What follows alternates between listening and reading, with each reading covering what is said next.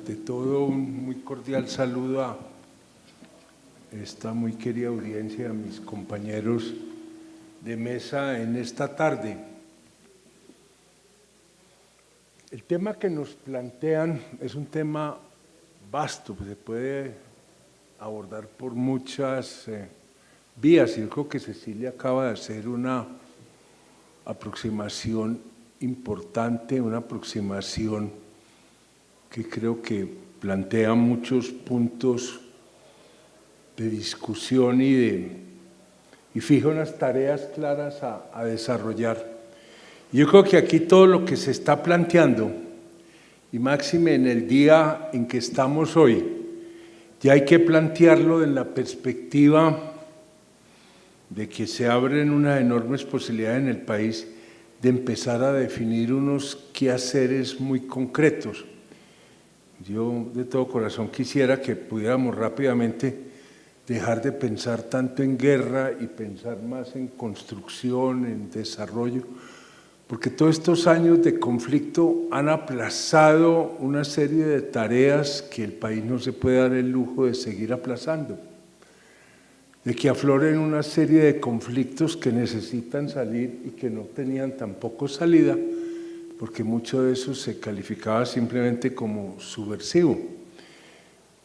Si a mí me preguntan cuál es la gran importancia de lo que se está redondeando en La Habana, es que abre un nuevo escenario de posibilidades para una política con mayúscula en Colombia, y me preocupa enormemente que no veo que estemos preparándonos para esa circunstancia. Quiero pensar que el país va a estar a la altura de ella y que no vamos a dejar perder semejante oportunidad, porque son de esas oportunidades que rara vez se repiten o se demoran mucho en repetir. Y la firma que se haga en La Habana es apenas el banderazo de largada, pero no nos resuelve de antemano nada. Yo ayer tuve la oportunidad de estar en un programa de radio, estábamos en el programa cuando empezaron a llegar las noticias de La Habana, que ya todo el día se había diciendo ya viene, y yo dije simplemente una cosa: hasta ahora esa era una tarea de 10, 20 personas, de aquí en adelante una tarea de 48 millones de colombianos. Vamos a estar a la altura de ella, ahí hay el desafío. Bueno, yo quiero acá de pronto tocar temas que conocemos, pero que a veces es interesante repasarlos y como agruparlos. Y yo me centré básicamente en dos de los tres elementos del título de esta mesa, y es la parte de conflicto y territorios. Creo que sobre tierra hemos hablado mucho, falta mucho para hablar, falta sobre todo, más que hablar, como tomar decisiones, como tener claridad, como bajarnos del discurso a las realizaciones. Pero ese tema de tierras y ese tema de la relación entre la tierra y el conflicto pasa por el territorio. Yo quisiera como resaltar ese aspecto en lo que les voy a medio leer, medio conversar. En Colombia, tanto el telón de fondo de la territorialidad como el de la conflictividad, que no es solo de origen guerrillero subversivo, hay que tener en cuenta que aquí hay más conflictos que simplemente los que surgen de la lucha guerrillera.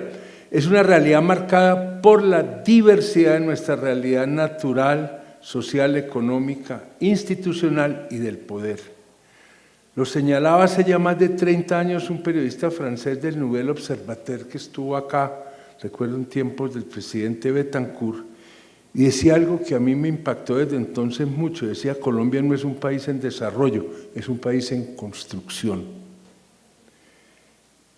Es una diversidad que a la fecha aún no hemos sabido entender, valorar. ¿Qué dice Dios mío acá?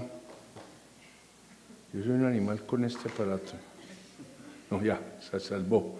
Es una diversidad que a la fecha aún no hemos sabido entender, valorar y asumir como una fuente riquísima de posibilidades, igualmente múltiples, que nos darían las claves, y hacia allá voy, para conformarnos como una sociedad normal, con una estructura más equilibrada, con fuertes dinámicas de inclusión social y territorial, donde se respeten la diferencia y se respete al otro, altamente compenetrada con un entorno natural rico en posibilidades y en diversidad que mal conocemos, no valoramos, que simplemente explotamos con la falsa creencia, porque con esa nos educaron a muchos al menos, de que es una riqueza natural ilimitada y contra la cual se puede girar sin peligro de sobregirarse.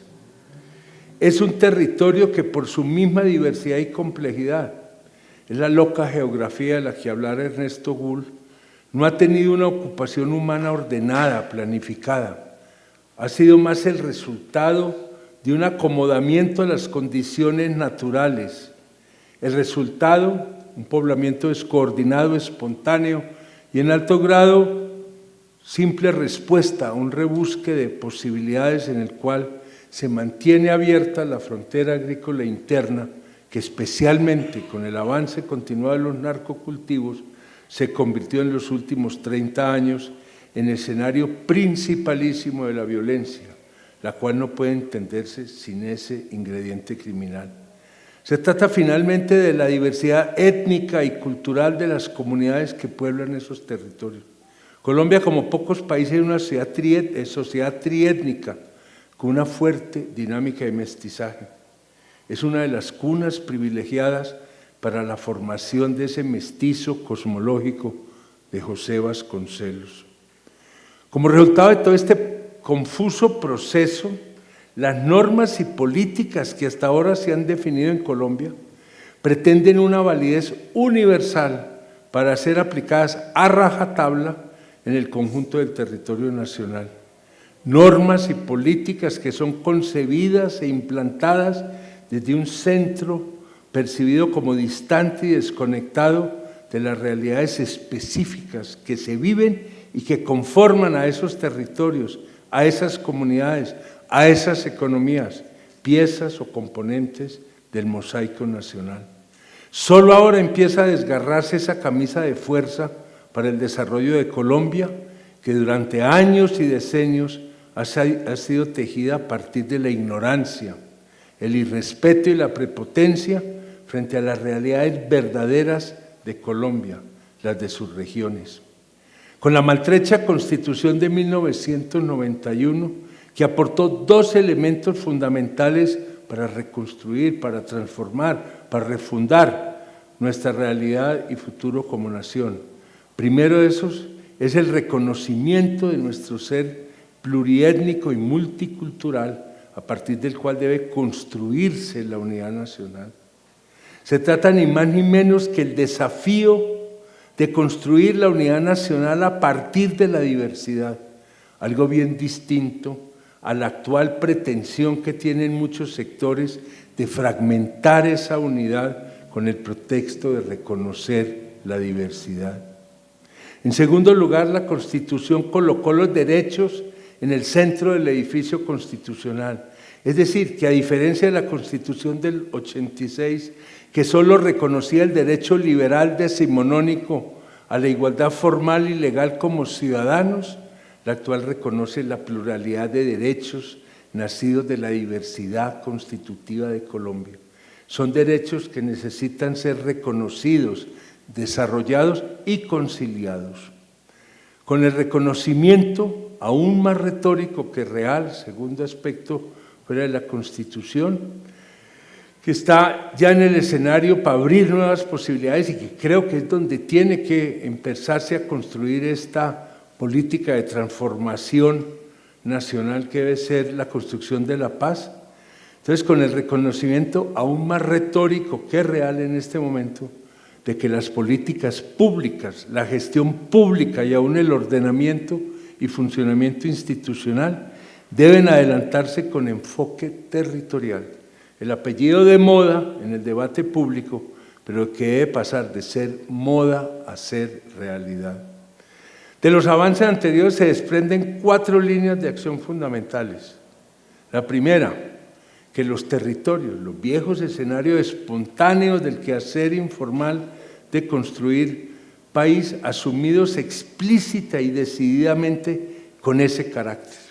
Explícitamente los territorios como el escenario para la construcción de ese nuevo país. ¿Se trata de un regreso al federalismo decimonónico?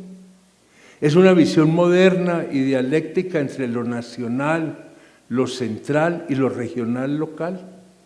Claramente urge repensar lo nacional, zarandeado entre una economía crecientemente desterritorializada, desnacionalizada, en medio del vacío de un poder mundial, como si el Estado nacional fuera irreemplazable como depositario del poder.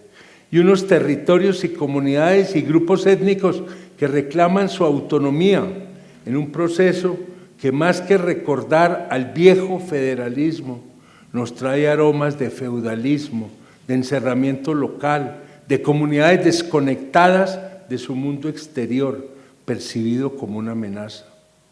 Son las estructuras de gobierno en los territorios, tercer elemento, donde se debe centrar la reconceptualización del Estado como una totalidad. Nuestros reformadores siguen prisioneros de una visión centralista, para la cual reformar al Estado se reduce a adelantar algunos movimientos de acomodo en la cúpula central. Además, en la formulación de las políticas y en su estructuración y ejecución, se requiere pasar del enfoque sectorial, positivista y desarticulador de la naturaleza total, de la naturaleza sistémica de la realidad, a un enfoque incluyente y totalizante, cuyo escenario de expresión natural es el territorio, definido en función de la tarea a realizar. Esto supone igualmente que la estructura institucional del Estado debe despojarse de la camisa de fuerza de lo sectorial para adelantar aproximaciones a la realidad que sean transversales, totalizantes y focalizadas, donde lo territorial sea la guía de acción. En último lugar, pero fundamental, es que territorio y comunidad son de alguna manera las dos caras de la misma moneda, que una descentralización efectiva es necesaria para que la participación ciudadana sea igualmente efectiva y no simplemente declarativa. A mayor territorialización de las políticas en términos de diseño, financiación y ejecución, más irreal y decisoria será la acción ciudadana. En las realidades donde se encuentran muchas de las razones del conflicto, se encuentran también sus soluciones, o al menos pistas que guían hacia ellas. Tal vez porque en estos temas complejos sirven como criterio de acción el viejo principio jurídico de que las cosas se deshacen como se hacen. Muchas gracias.